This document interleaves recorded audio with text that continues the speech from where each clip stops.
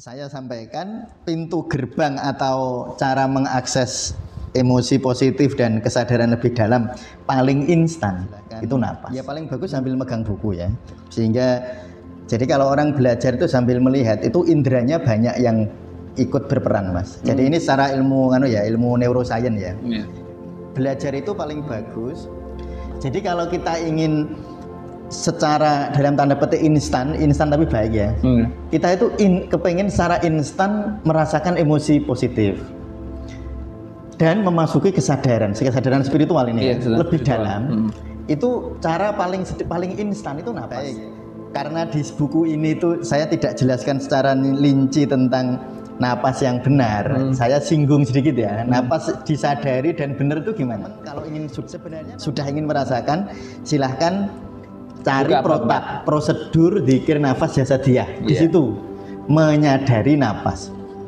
Ya. Tapi nafas dengan benar. Nah, nafas dengan benar itu 3 pokoknya. Satu. Nah, itu ilmu seperti itu dipelajari di dalam kalau di tasawuf Indonesia, religio, psiko, neuroimunologi. Kapan kita podcast tentang itu ya Mas ya? Iya, podcast nanti mungkin ada seminarnya kapan-kapan. Kapan-kapan nanti kalau berminat silahkan komen. Iya. Mungkin ada webinarnya.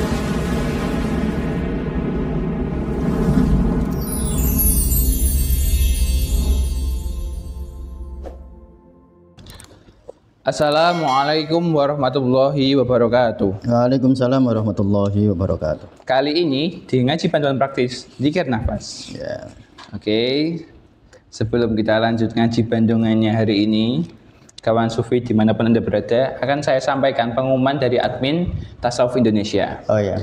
Nah, untuk pembelian buku panduan zikir nafas di bulan November akan mendapatkan 2 e-book gratis. Saya ulangi lagi, pembelian buku panduan praktis zikir nafas di bulan November ini, November 2025, akan mendapatkan 2 e-book gratis.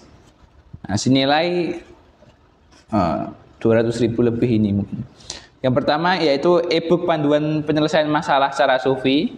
Nah, ini ada di bawah sini. Akan mendapatkan gratis e-booknya, dan satu lagi akan mendapatkan e-book hidup sehat dan herbal ala sufi. Ya. Ya itu semua tulisan saya ya. Ya, itu semua karya dari Mas Amir. Ya.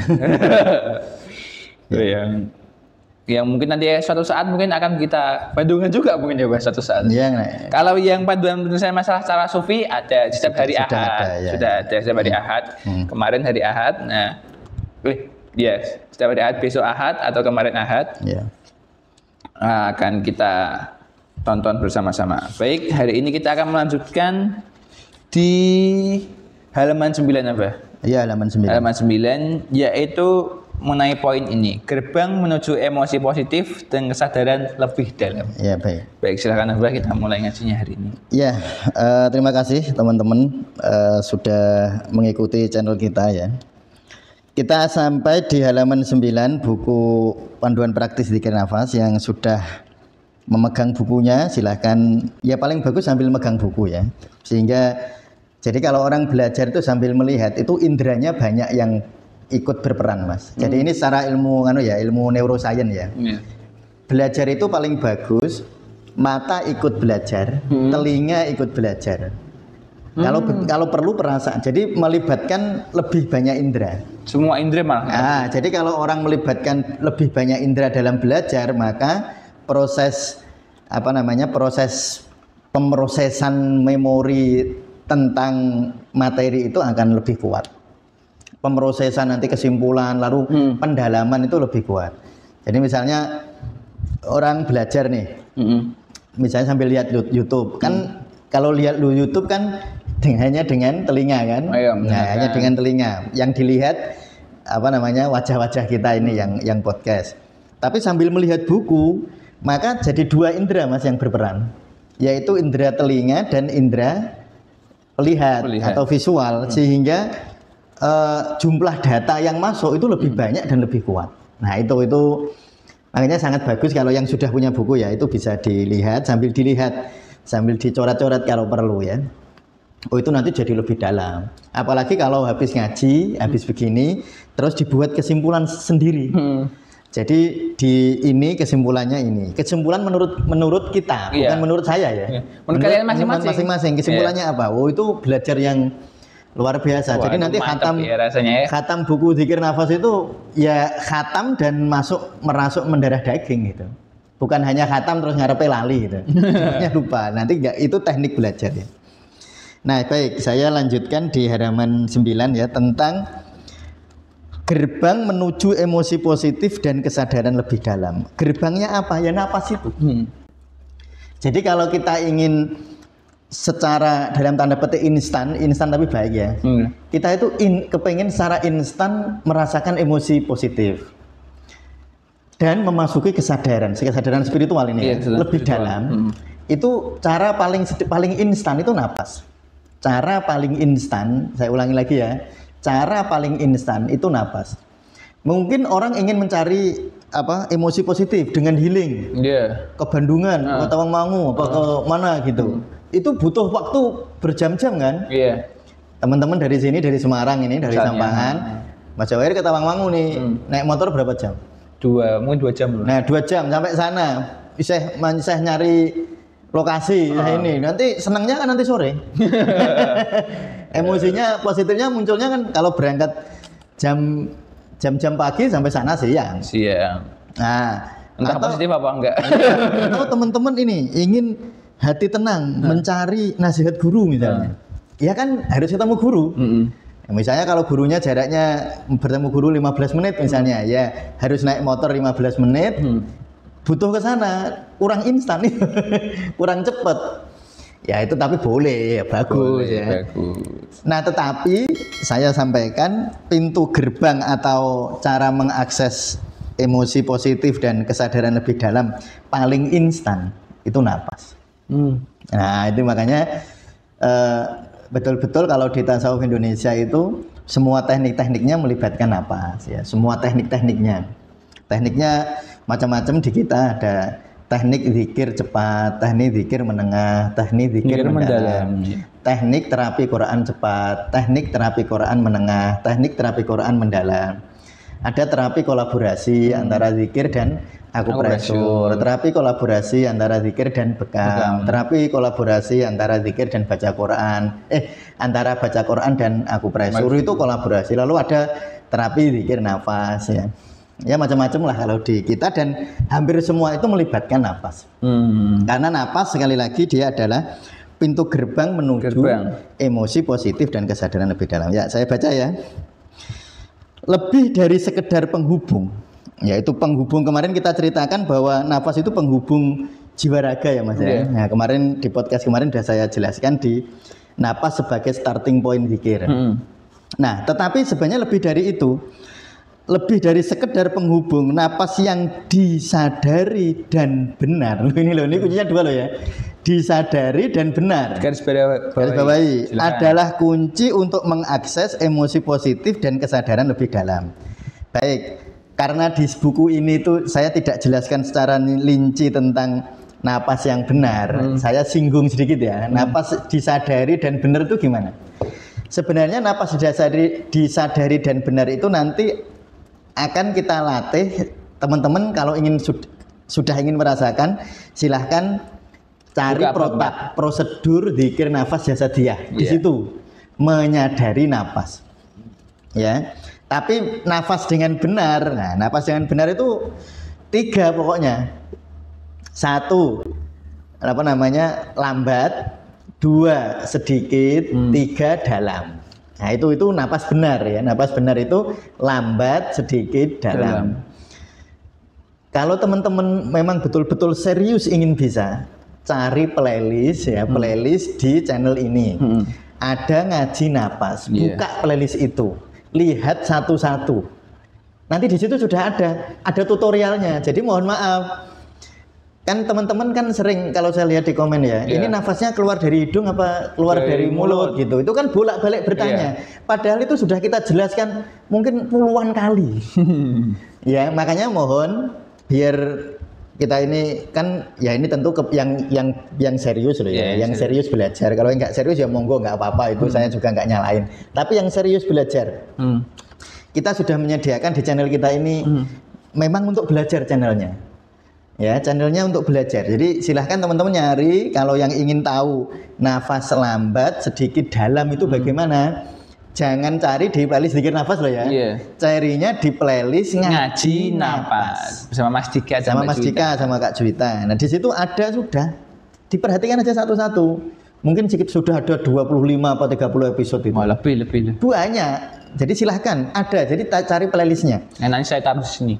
Nah, kalau teman-teman susah nyari playlist, tanya temen lah. Gimana tuh caranya nyari playlist? Ya sebenarnya gini. Tasawuf Indonesia Pencet Channel. Nanti kan di situ ada video, ada podcast, ada channel, ada apa? Ada playlist itu ada semua ya. Jadi nanti silahkan cari itu. Jadi napas yang benar itu 3 ya Mas ya? Iya. Yaitu lambat, sedikit, di dalam. Nah, cuma nanti napas dalam itu yang gimana gitu. Napas dalam itu bukan begini loh ya. Itu namanya napas besar. Napas dalam itu napas perut maksudnya. Jadi kalau tarik nafas perutnya maju, hembuskan nafas perutnya mundur, itu namanya napas dalam. Nah selama ini kita taunya napas dalam itu dalam ya. Nah, itu taunya begitu. Nah, bukan. Itu nafas besar dan nafas besar itu digunakan kalau kita ingin mendapatkan energi secara cepat. Makanya bermanfaat juga, tetapi kalau untuk ini tidak. Jadi kalau untuk masalah emosi dan spiritual ya. Jangan napas besar, tapi napasnya napas dalam. Ya saya nyebut jangan itu bukan berarti terus salah dosa itu enggak, atau bahaya enggak juga, cuma enggak ideal gitu ya. Cara kita bernapas secara langsung loh, makanya saya nulisnya langsung Mas, secara langsung mempengaruhi kondisi mental dan emosional kita. Jadi kalau teman-teman bingung bantuan pertamanya apa? Napas. Teman-teman stres yang bantuan pertamanya apa? Napas. Teman-teman mau seminar proposal, stres, bingung. Yang bantuan pertamanya apa? Napas. Nggak usah cari nasihat dulu. Kadang kan nyari nasihat ini gimana udah, ya itu boleh, bagus. Tapi ada bantuan instan sebenarnya. Mulailah dengan napas. Mulailah dengan napas. Napas ya ini ya, ini ciri napas yang keliru ini. Cirinya. Napas yang pendek. Jadi teman-teman tuh kalau tarik napas nggak bisa panjang. Jadi tarik nafas baru 2 detik nggak bisa narik nafas lagi, itu pendek Mas.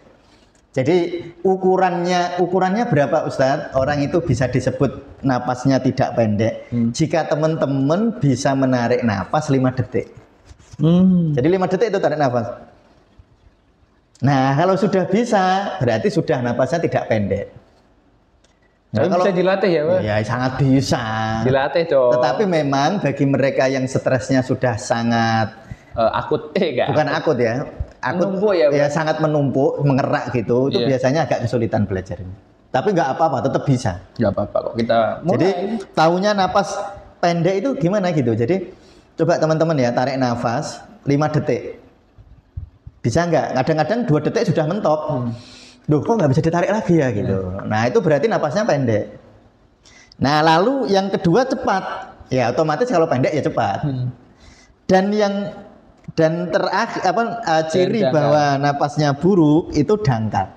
Nafas dangkal itu yang gimana? Nah, baik ya. Ini kan ini sebenarnya sangat teknik, sengaja tidak saya tulis secara rinci karena nanti jadi buku napas, Mas, bukan zikir napas nanti.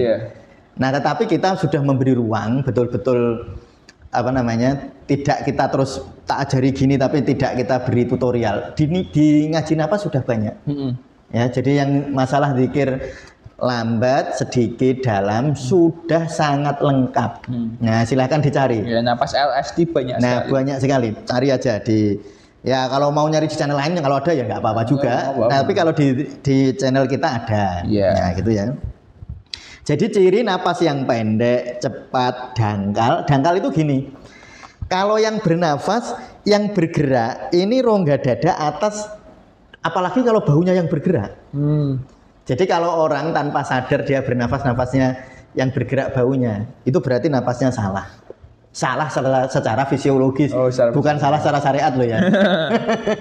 wah berarti berdosa. Nah, itu salah secara fisiologis, bukan salah secara Kesalahan berpikir Anda. itu salah secara syariat. Bukan salah secara syariat, salah secara fisiologis. Ya, fisiologis saja kok. Napas yang pendek, cepat, dangkal, yang seringkali membuat kita yang seringkali kita lakukan saat stres dan cemas. Jadi kalau orang stres dan cemas itu napasnya pendek, cepat, dangkal. Dangkal itu ditarik nafas, dadanya yang mengembang, perutnya malah mengempis. Berarti napas dangkal itu. Kalau napas dalam, tarik nafas, perutnya mengembang, dadanya tidak ikut mengembang. Nah, itu.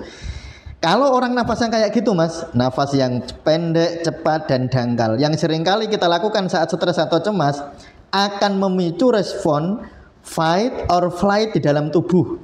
Nah ini bicara psikologi ya.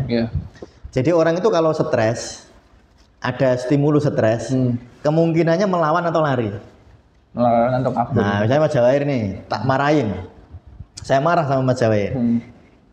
Kan Mas Jawair kemungkinannya dua, satu melawan, ngeyel gitu, atau yang kedua Mas Jawair nggak mau ketemu. Ya usah mulai lari aja lah gitu. Kalau anak zaman sekarang ini bah ghosting bah, hilang. Ghosting. Atau kalau ada yang kabur aja gitu. Kabur aja dulu ya. Nah, itu namanya fight or flight. Fight itu melawan, flight itu lari. Dua-duanya itu stres sebenarnya. Melawan ya stres, lari ya stres. Nah, itu respon pertama ketika orang stres, Mas. Respon pertama. Tapi itu wajar. Oh, wajar. Itu proses yang wajar, tetapi tidak boleh kronis. Tidak boleh terus. Saya tahunya gimana itu, Pak? Lah, kalau lebih dari 3 hari berarti stresnya kronis. Oh, iya. Ini Mas Jawair kalau marah kok lebih dari 3 hari, ya berarti sudah patologis itu. Sudah penyakit itu. Ya jadi marah itu biasa. Mas Jawair kan sering saya marahin juga. Tapi kan saya marah paling 10 detik. Terus udah ya sudah kan 10 detik paling. Ya biasa loh namanya. Kalau hidup itu ombaknya pasang surut ombak datang dan ombak pergi itu biasa. Tapi yang nggak boleh tsunami. Tsunami beneran dan kelamaan.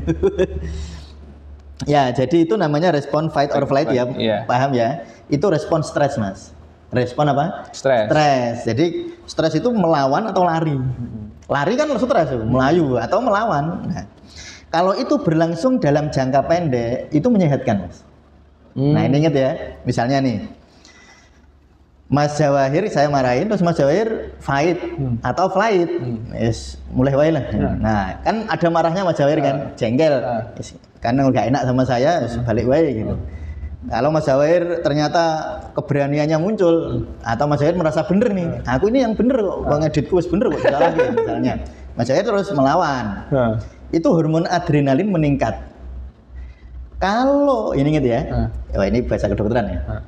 Kalau hormon adrenalin meningkat secara cepat dan tidak kronis itu menyehatkan. Dia akan meningkatkan kekebalan tubuh. Jadi semangat. Makanya ayo melakukan sesuatu yang memicu adrenalin. Tapi adrenalin berlangsung berhari-hari, kekebalan tubuhmu merosot. Jadi nek cepet, jadi kalau contoh cepet itu kamu olahraga itu. Orang olahraga, ayo jogging yuk, kan olahraga nih. Nah waktu olahraga kan hormon adrenalinnya meningkat secara cepat. Nah nanti kan habis itu turun kan, itu menyehatkan. Tetapi nek hormon adrenalinnya meningkat karena dendam. Orang dendam hormon adrenalinnya meningkat, tapi meningkatnya nggak sehat. Kenapa nggak sehat? Karena terus melonjak dan melonjaknya bukan 1 hari, 2 hari. Ada yang tahunan loh Mas. Oh iya. Dendam, ada nggak orang dendam sampai tahun-tahunan? Iya mungkin aja ya. Iya ada. Nah itu berarti hormon adrenalinnya naik terus-menerus dan itu nanti akan terjadi depresi sistem imun. Depresi itu penekanan di dalam sistem imun loh itu. Makanya dendam itu nggak menyehatkan. Kalau olahraga itu merusak diri sendiri. Nah ya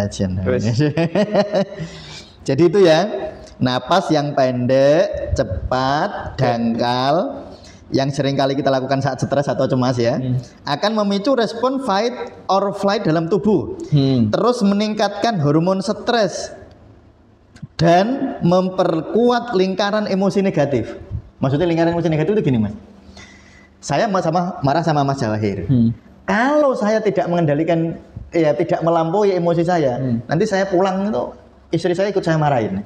Oh, marah di kantor, Marah sampai di kantor rumah, sampai rumah malah dimarahin semua. Oh, ya, Allah. Yang salah di rumah berantem sama istrinya, di kantor berantem sama temennya, berantem sama istrinya orang. Iya kan? Wow, kan kasihan, nggak tahu menahu dimarahin. Itu namanya lingkaran. Lingkaran itu tadi memperbuat lingkaran emosi dan meningkatkan hormon stres. Nah, dicatat nih. Hormon stres itu kurang lebih ada 3 ya. Iya, ada 3. 1 kortisol. Nah, ini kalau mau jadi praktisi harus hafal nih. 2 adrenalin. Adrenalin. Ya, 1 kortisol, 2 adrenalin. Intinya begini Mas, kalau hormon stresnya naik, ada 3 tadi ya, kortisol, adrenalin, dan noradrenalin. Mirip ini, adrenalin dan noradrenalin. Ya ini yang mungkin yang latar belakang kesehatan silahkan nanti Pak Mustamir masuk ngomong bener Pak ya silahkan. Sekarang nyari gitu gampang. Gampang. Jadi hormon stres itu kan kortisol, adrenalin, dan noradrenalin. Nah, apa bahayanya ketika kortisol, adrenalin, noradrenalin itu terus-menerus melonjaknya terus. Kalau melonjaknya hanya sementara, malah bagus Mas. Dengan cara apa? Lari tadi, jogging, olahraga, itu bagus tuh. Badminton. Ya, atau badminton bagus lah. Itu naiknya menaiknya cepat tapi ya turun gitu kan, habis itu kan nggak lagi, beda dengan dendam tadi loh ya, kecuali habis main terus kalah dendam. Makanya nonton olahraga itu hati-hati, kalau timnya kalah jangan dendam. Nah ini ada yang lagi sedih karena tim klub bolanya sering kalah ya. Nggak usah disebut ya, kasihan. Nah jadi itu namanya hormon stres. Kalau dia meningkat terus bahayanya apa? Terdepresinya sistem imun. Kekebalan tubuhnya jadi menurun. Nah, itu ilmu seperti itu dipelajari di dalam kalau di tasawuf Indonesia religio psikoneuroimunologi. Kapan kita podcast tentang itu ya Mas ya? Iya, podcast nanti mungkin ada seminarnya kapan-kapan. Nanti kalau berminat silahkan komen. Iya. Mungkin ada webinarnya tentang religio psikoneuroimunologi. Jadi bagaimana sholat jadi obat, bagaimana sedekah jadi obat. Dan ini ilmiah banget. Itu ilmiah banget ya, tidak mistis. Scientific. Nah itu ya. Jadi kalau orang napasnya pendek, cepat, dangkal, maka hormon stresnya meningkat dan secara psikologis terjadi lingkaran emosi tadi. Lingkaran kemana-mana emosi dia. Di rumah marah sama istri, di kantor marah sama istrinya orang. Nanti yang di sana, nanti dia pulang marah sama suaminya di rumah. Waduh, jadi masalahnya cuma 1 di bos harus langsung kemana-mana. Nah itu ya. Sebaliknya, nah ini ya. Napas yang dalam, lambat, teratur, atau teman-teman bisa coba saja di situ ya. Napas yang lambat, sedikit, dalam. Itu lebih tepat sebenarnya. Jadi napas yang dalam, lambat, dan teratur akan mengaktifkan saraf parasimpatis yang bertanggung jawab atas relaksasi, pencernaan, dan pemulihan. Relaksasi, pencernaan, pemulihan. Nah, ya gini, kita bahas dulu. Jadi kalau orang bernapas dengan benar, tadi di awal saya sampaikan bahwa napas adalah pintu gerbang. Pintu gerbang. Ya, pintu gerbang menuju emosi positif dan pintu gerbang menuju kesadaran yang lebih dalam ya. Itu nafasnya yang lambat, sedikit, dalam. Baik. Kalau orang nafasnya lambat, sedikit, dalam, maka yang dominan itu saraf parasimpatik. Itu saraf otonom Mas. Saraf otonom. Nah, saraf otonom itu sepasang ya. Satu simpatis itu gas. Simpatis gas. Gas. Parasimpatis rem. Nah, ya ini rem, ini gas. Orang kalau stres ngegas terus, nggak tahu ngerem. Efeknya babal-babal, nabrak-nabrak mana-mana. Persoalan semakin sulit, semakin rumit. Sebenarnya persoalan itu seringkali hanya sederhana Mas. Menjadi tidak sederhana karena parasimpatisnya kalah terus. Nabrak terus. Akhirnya ya kalau kita nyun sewu lihat kecelakaan karambol itu, ya akhirnya nabrak-nabrak. Ya kemana-mana. Nah, itu karena gasnya agak kekencengan. Maka orang yang biasanya sudah jatuh tertimpa tangga, kan sering yang konsultasi ke kita. Sudah jatuh tertimpa tangga, berasa. Ya, Ustaz. Ya, Ustaz, saya ini hidup kok sudah jatuh tertimpa tangga, Ustaz. Sudah suami saya begini, terus anak saya begini. Itu biasanya ini, Mas. Hormonnya stres terus. Ngegas terus. Enggak, Ustaz, saya sabar. Biasanya itu enggak sabar, biasanya ngempet. Ya, ini sabar, kita ya, itu nanti sama sabar. Ada di video dulu. Oh, ada banyak. Silakan ditonton. Nah, napas yang dalam, lambat dan teratur akan mengaktifkan saraf Parasimpatis. Akhirnya remnya ini jadi berfungsi. Yang paling bagus itu parasimpatis apa simpatis, Ustadz? Ya dua-duanya harus berfungsi. Masa ngerem terus gak melakukan? Nah, nanti napas itu sebenarnya, Mas ya. Nah, kalau kita belajar nafas lebih dalam, kita harus belajar nafas cepat, harus belajar nafas lambat. Dua-duanya harus bisa. Nafas cepat ya bisa. Harus bisa. Nafas dangkal juga harus bisa. Tetapi jangan hanya bisa nafas dangkal. Nah, harus jadi dua-duanya bermanfaat sebenarnya. Ya, jadi paling bagus itu saraf otonom kita itu elastis atau lentur.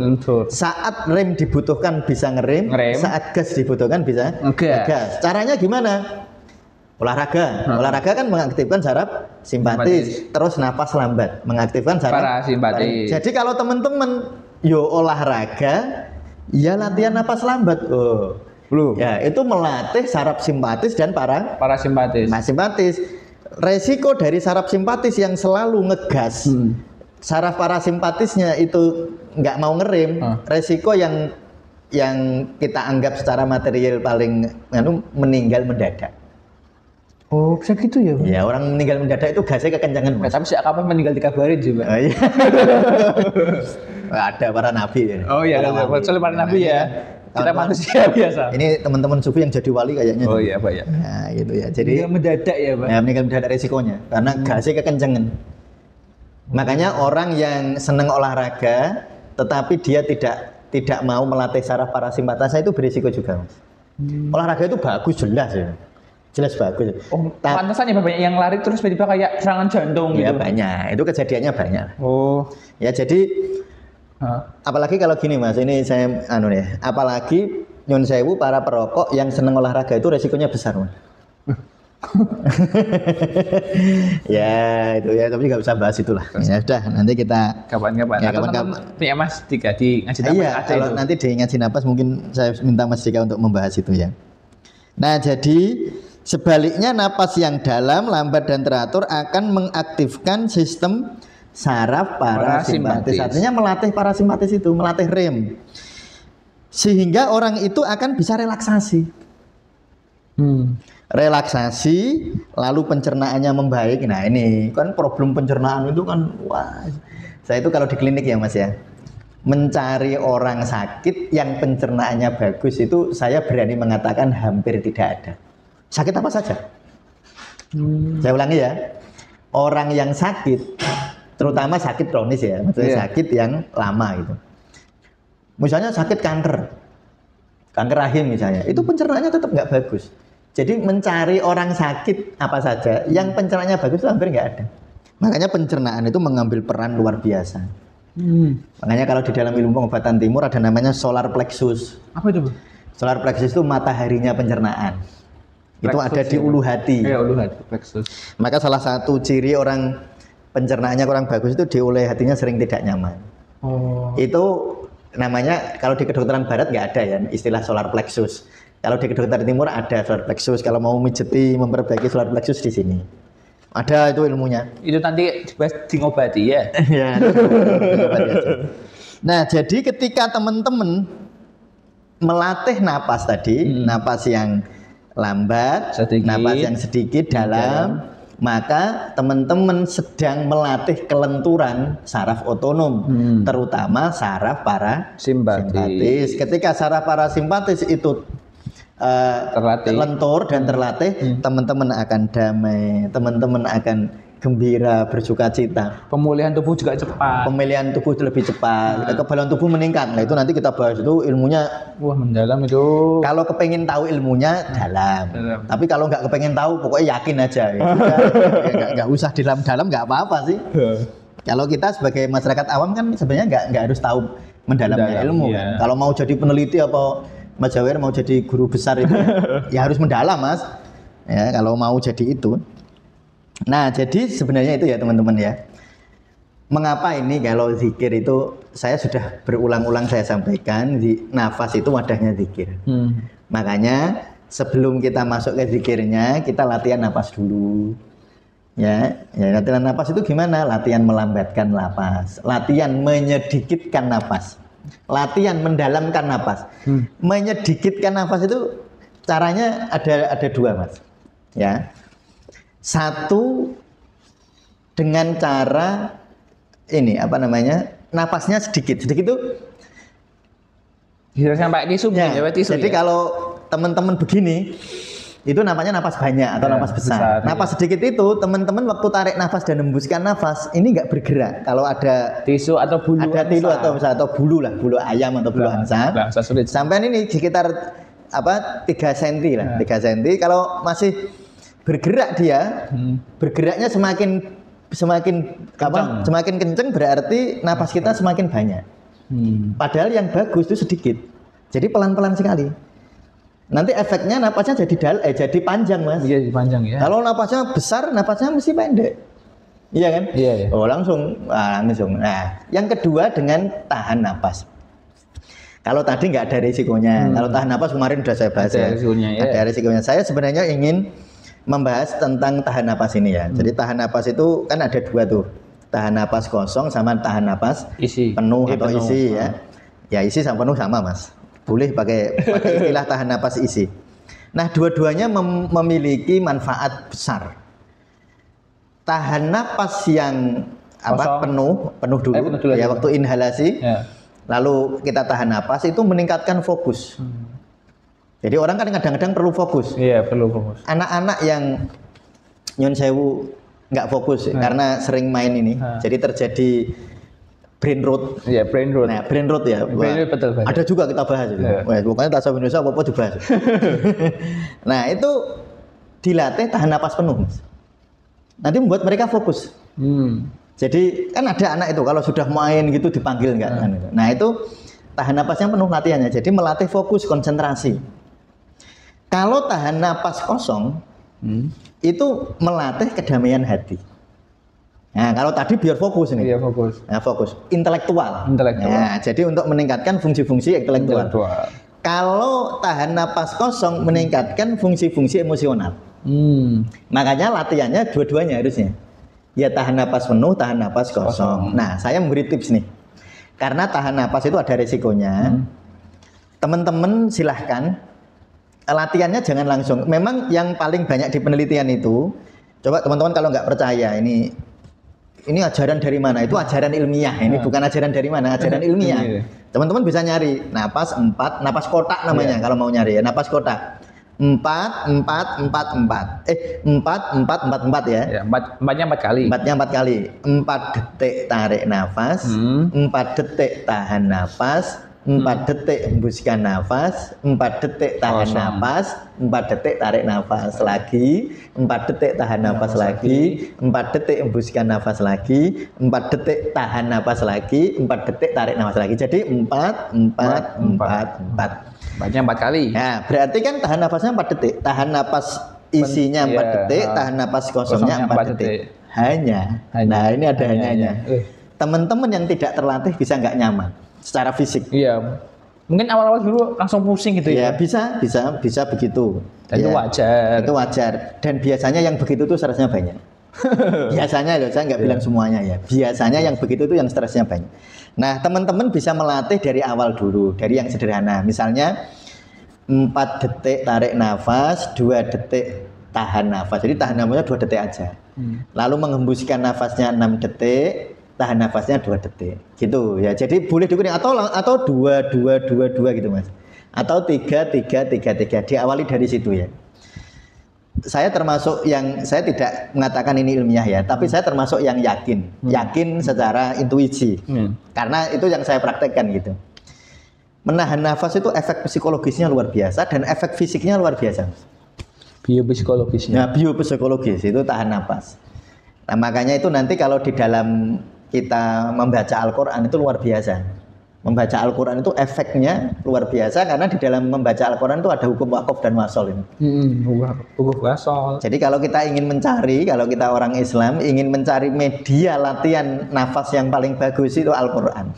Itu media latihan nafas paling bagus. Tapi membacanya bukan umi-umi, Bukan. membacanya tartilan, tartil. Tartil ya. Nah, jadi saya kira gitu ya. Oh, iya. Jadi ini kita belum masuk ke zikirnya. Kita kemarin sudah bahas tentang tentang filosofinya zikir ya. Iya. Nah, sekarang kita sedang membahas wadahnya, wadah zikir. Nanti insya Allah di podcast yang akan datang kita lanjutkan ya, Mas Jawed ya. Ya, terima kasih. Saya kira demikian. Baik. Kali ini saya juga akan menambahkan quotes karena ini memang perlu penghayatan lagi ya. Atau quotesnya gini Mas, Apa? jangan lupa bernapas. Oh iya. Ya Sadari udah. nafasmu. Oke, Ya. terima kasih. Jika ingin sharing atau ingin bertanya mengenai buku ini, ya sekali lagi ya di bulan November ini ada bonus khusus 2 e-book. 2 e-book apa aja tadi saya baca lagi deh, saya agak lupa, maaf. Ya, ada bonus 2 e-book, dua-duanya tulisan saya. Oh ya. Yang satu itu Mas, pemecahan masalah. Panduan pemecahan masalah Nah, secara sufi. Yang itu kedua baru, ada tulisan saya yang baru itu. Oh, iya. Yang baru bulan kemarin ya. Terus yang apa satunya? satunya hidup sehat dan herbal ala sufi. Nah, itu saya tulis tahun 2011 atau 2010. Waduh. Udah lama itu buku itu saya Sebenarnya tulis. banyak sekali buku-buku apa Mustamir, tapi Ya nanti pelan-pelan lah kita. kita pelan-pelan kita Ya. bongkar. Ya. Terima kasih. Wassalamualaikum warahmatullahi wabarakatuh. Waalaikumsalam warahmatullahi wabarakatuh.